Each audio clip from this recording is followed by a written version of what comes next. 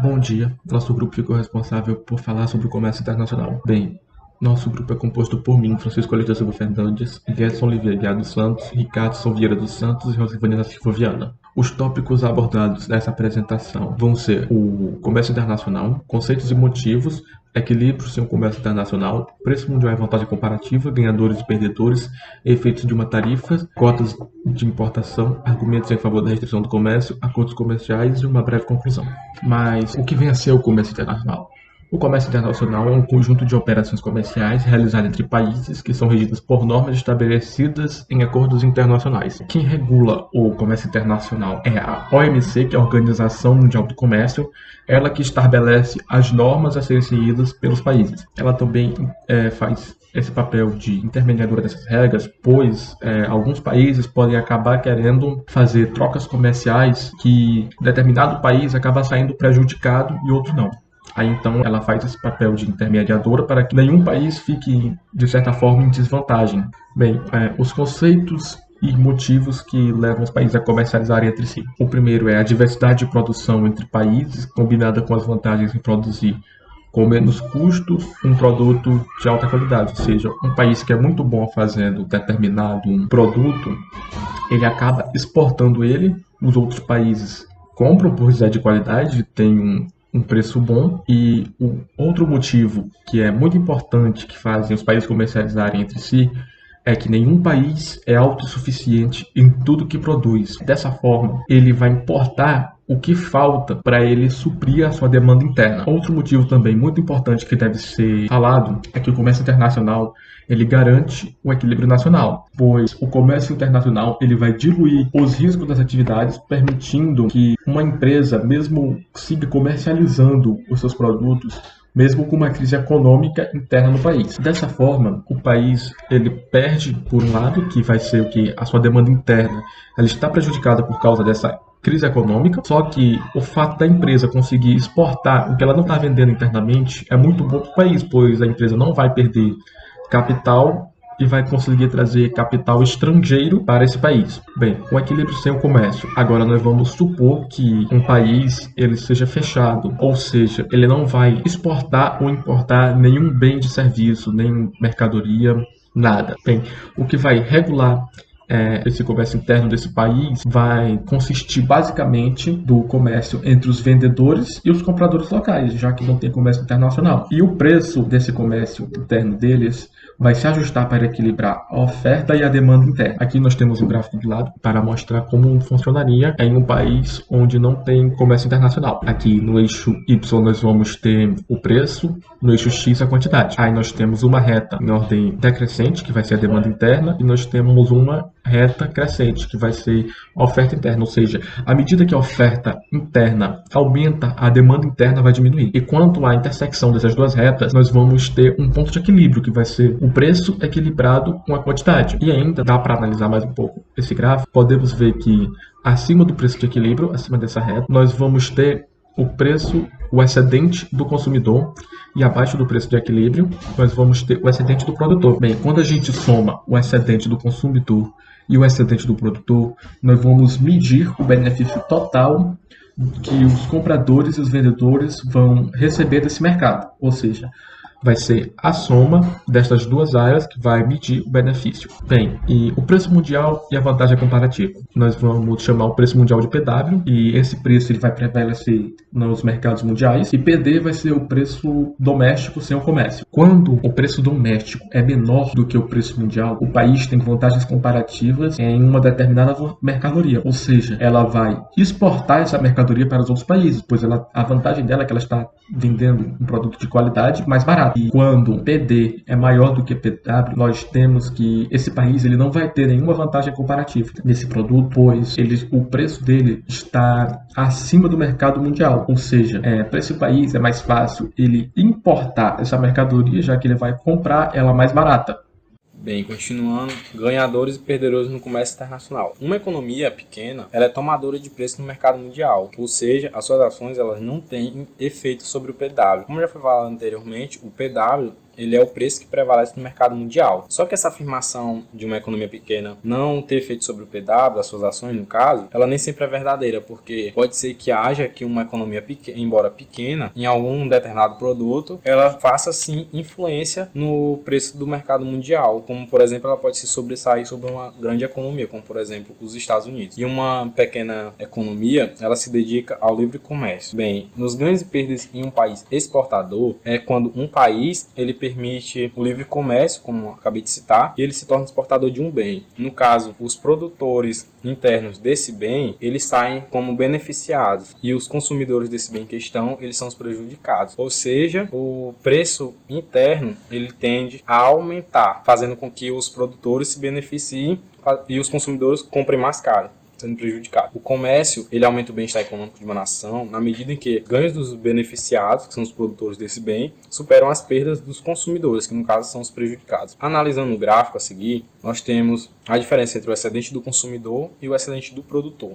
Bem, antes do comércio, no excedente do consumidor, nós temos A mais B. Após o comércio, A, obtendo uma mudança de menos B. No excedente do produtor, antes do comércio, nós temos C, e após o comércio, B mais C mais D, obtendo uma mudança de mais B mais D. E no excedente total, antes do comércio, nós temos A mais B mais C, e após o comércio, A mais B mais C mais D, obtendo uma mudança de mais D. E embora a demanda interna seja menor, o mercado mundial faz com que ela se iguale. Como eu falei anteriormente, ela tende a aumentar o preço, fazendo com que o consumidor pague mais caro. Ao contrário digamos, dos ganhos e perdas em um país exportador, nos ganhos e perdas em um país importador, quem sai ganhando são os consumidores, já que o país em questão permite o livre comércio e se torna importador de um bem. Os consumidores desse bem em questão, eles ficam em melhores situações do que os produtores internos, já que o preço do produto interno tende a ficar mais caro do que o produto externo. Com isso, ele obriga o preço interno a baixar, ao contrário do que era no país exportador, que o preço tendia a subir. No país exportador, o preço do produto interno tende a diminuir. Então, o comércio ele aumenta o bem-estar econômico de uma nação na medida em que os ganhos do beneficiário, que no caso são os consumidores, quando eles superam a perda dos produtores internos. Analisando o gráfico a seguir, nós temos a diferença desse excedente do consumidor para o excedente do produtor. Bem, antes do comércio, no excedente do consumidor, nós tínhamos A. Depois do comércio, A mais B mais D. Aí nós obtemos a troca de mais B mais D. No excedente do produtor, que antes ganhava, nós temos uma mudança de B mais C, e depois do comércio, apenas C. Nós temos uma troca de menos B, no caso, aí mostra que o produtor está perdendo, enquanto o consumidor está saindo ganhando.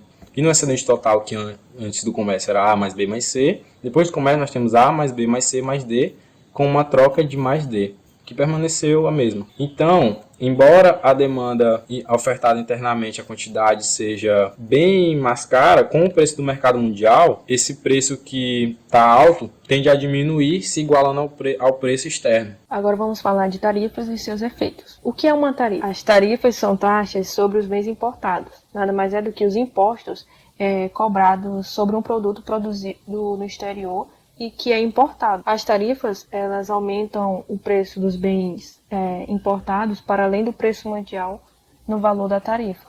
Nesse caso, havendo livre comércio, o preço interno iguala-se ao preço mundial. Sendo assim, o objetivo principal de uma tarifa é aumentar o preço de um bem para meio que proteger os produtores nacionais dos preços muito baixos, que são resultado da concorrência de importações. Lembrando que uma tarifa só tem impacto a partir do momento que o país começa a importar. Em geral, o preço que os compradores e os vendedores enfrentam é igual a PW mais T, ou seja, o preço mundial mais as tarifas. Como eu falei anteriormente, a implementação de uma tarifa aumenta o preço dos produtos importados para um preço maior que o preço mundial no valor da tarifa. Vamos analisar esse exemplo. O preço mundial de uma camisa é R$20. No livre comércio, a demanda dos compradores é de 80 unidades e a oferta dos vendedores é 25 unidades. Desse modo, teremos 55 unidades importadas. Agora deseja-se colocar uma tarifa de R$10 sobre cada camisa. Logo, o novo preço doméstico que irá vigorar é de R$30.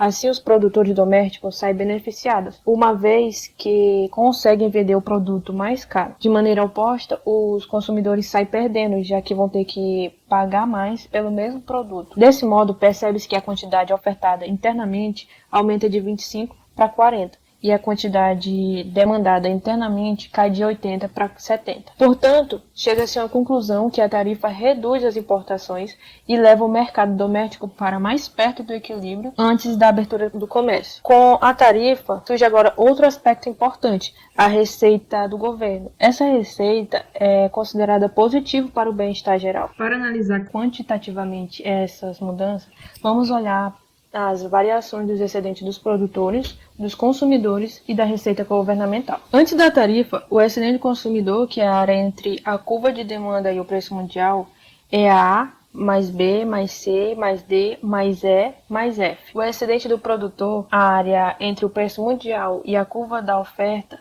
é G. Nesse momento, a receita do governo é zero. Logo, o bem-estar geral é A mais B, mais C, mais D, mais E, mais F, mais G. Com a implementação da tarifa, o preço de transação é alterado. Agora, o excedente do consumidor é A mais B, e o excedente do produtor é G mais C. Surge agora a receita do governo, que é igual a E. Portanto, o bem-estar geral é A mais B, mais C, mais E, mais G. Comparando o antes com o depois dos três índices, temos que a variação do excedente do consumidor foi de menos C, menos D, menos E, menos F. E o do produtor foi mais C. E da receita do governo foi mais E. Logo, a variação do bem-estar geral foi menos D, menos F. Essa queda no bem-estar geral é conhecida como peso morto. O peso morto aparece porque a tarifa nada mais é do que um imposto que distorce os incentivos e impede a alocação eficiente dos recursos. Nesse caso, temos dois efeitos. O primeiro, a tarifa gera um aumento do preço que leva à entrada de produtores ineficientes, que não fabricam em uma economia aberta sem regulamentação. Esse efeito é representado pela superprodução, no caso é o triângulo D. O segundo efeito é o aumento do preço resultante da fuga de consumidores domésticos, que não estão mais dispostos a pagar aquele preço. Ele é representado pelo subconsumo e é o triângulo F. Já o peso morto, ele é a soma desses dois triângulos. Além da tarifa, outra forma de restringir o comércio internacional é usar as cotas de importação, pois são um limite estabelecido sobre a quantidade de um produto que pode ser importado. Ela tem o mesmo efeito de uma tarifa, já que ambas reduzem a quantidade de importação, aumentam o preço interno, diminuem o bem-estar dos consumidores, aumentam o bem-estar dos produtores e provocam perdas pelo peso morto. Existe apenas uma diferença entre essas duas formas de restrição. Uma é que a tarifa gera receita para o governo, ela aumenta a receita do governo, enquanto que a cota de importação, ela cria excedentes para aqueles que conseguem licença para importar.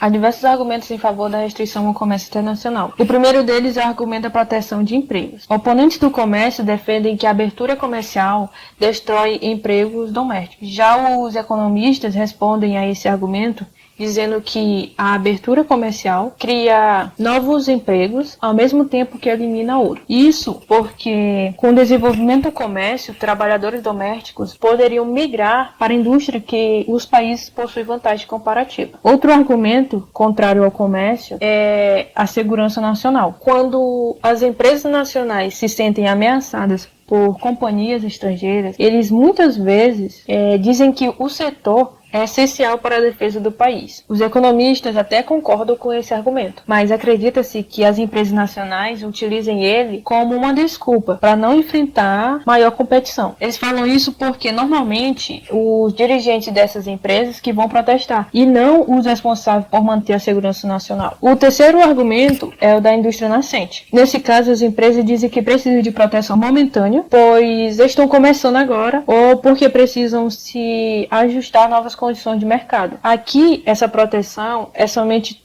temporária, ou seja, ela deve desaparecer a partir de um certo momento. E as empresas, elas devem estar aptas a competir mundialmente. Os economistas não gostam desse argumento porque é muito difícil de implementar na prática. Isso ocorre pois o governo teria que decidir quais seriam os setores que precisariam dessa proteção e quais não. Então, esse processo de tomada de decisão é complicado, uma vez que ele pode ser influenciado pelo poder de negociação das empresas. Outro problema é a escolha do tempo ideal de proteção. Os economistas falam que, uma vez que a política é implementada, pode ser difícil de retirá-la depois. O quarto argumento é o da competição desleal. Aqui, certos indivíduos defendem que o comércio só deve ser feito se os países jogam pelas mesmas regras. Como diferentes países possuem outras leis e diferentes incentivos, o comércio pode ser prejudicial, pois uma indústria estrangeira ela pode ser favorecida e então a competição é injusta. Nesse caso, os produtores saem perdendo, mas os ganhos dos consumidores são maiores que as perdas. Por fim, o último argumento, que é o da proteção como instrumento de barganha. Nessa situação, os políticos falam que podem usar o protecionismo como meio de barganhar com os outros países. Só que o problema desse argumento é que podem trazer consequências inesperadas, pois percebe-se que usar o protecionismo como argumento é bem complicado. Falar um pouco sobre acordos comerciais. Um país ele pode adotar uma entre duas medidas possíveis para chegar ao livre comércio. Ele pode adotar uma linguagem unilateral, que é quando um país remove suas restrições ao comércio, independente das ações dos outros países, ou seja, ele remove as restrições por conta própria. Ou ele pode adotar uma linguagem multilateral, que é quando um país reduz suas restrições ao comércio em contrapartida com outros países. Um exemplo importante de abordagem multilateral é o Tratado Norte-Americano de Livre Comércio, NAFTA, que ali em 1993 reduziu barreiras comerciais entre os Estados Unidos, o México e o Canadá. Outro exemplo importante é o GAFTA, que é o Acordo Geral de Tarifas e Comércio, que fez uma série de negociações contínuas entre muitos países com o propósito de promover o livre comércio. Então chegamos a partir da conclusão, né? E eu gostaria de conceituar um pouco aqui sobre os efeitos do livre comércio. Podem ser determinados comparando-se o preço interno na ausência de comércio com o preço mundial. Então, um preço baixo interno indica que o país desfruta de uma vantagem comparativa na produção do bem e que provavelmente se tornará um exportador. Um preço interno elevado indica que o restante do mundo desfruta de uma vantagem comparativa na produção desse bem e que provavelmente se tornará um importador. Há uma diferença quando o país se abre para o mercado internacional como exportador e como importador. Quando o país se abre para o mercado internacional como exportador do bem, a situação dos produtores melhora enquanto a dos consumidores fica em pior situação. Já quando acontece ao contrário, né? Quando o país se abre para o mercado internacional como importador, a situação dos consumidores fica em pior situação, ao passo que a situação dos produtores vão ficando em pior situação, né? Só que em ambos os casos, o ganho do comércio são maiores que as perdas. Só para contextualizar aqui, os economistas eles apoiam o livre comércio porque eles entendem que o livre comércio é uma maneira de alocar a produção eficiente e elevar os padrões de vida interna e internacionalmente. Alguns economistas eles até definem os Estados Unidos como um experimento contínuo que confirma as virtudes do livre comércio. E é fácil, né, da gente perceber, basta a gente observar os norte-americanos, né, que eles têm um padrão de vida alto hoje e eles não teriam conseguido se eles só consumissem os serviços que fossem produzidos em seu próprio estado.